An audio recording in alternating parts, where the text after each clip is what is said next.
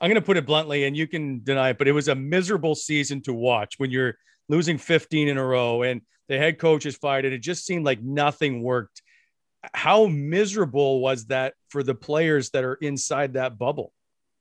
Well, that's the tough part is our group of guys was probably the best group of guys I've ever been a part of, and things could have been so much worse. But we stuck together and kind of got to the point. You lose a game, or we'd somehow find a way to lose. That it was baffling, and you couldn't help but almost chuckle at it. But our work ethic never wavered.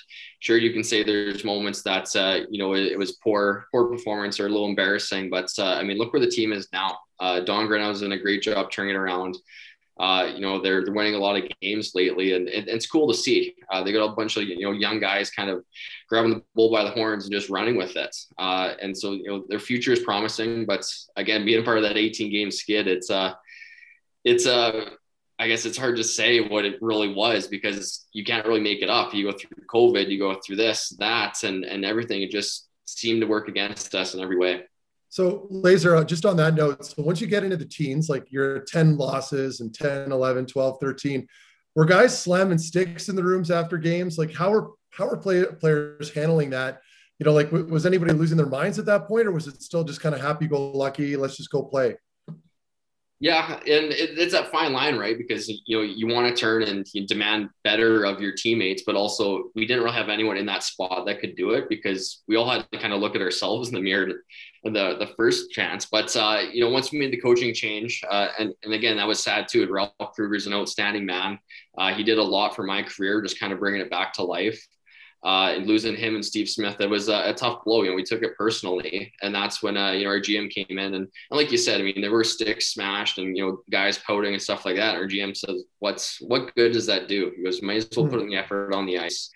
And we kept on fighting, and as soon as finally got one, and we won that game against Philly, it was almost felt like we were going to pop the champagne in the room and everything. But it was well deserved, and again, you're just sick and tired of seeing yourselves was made a fun of with, social media and technology nowadays with all these memes or whatever.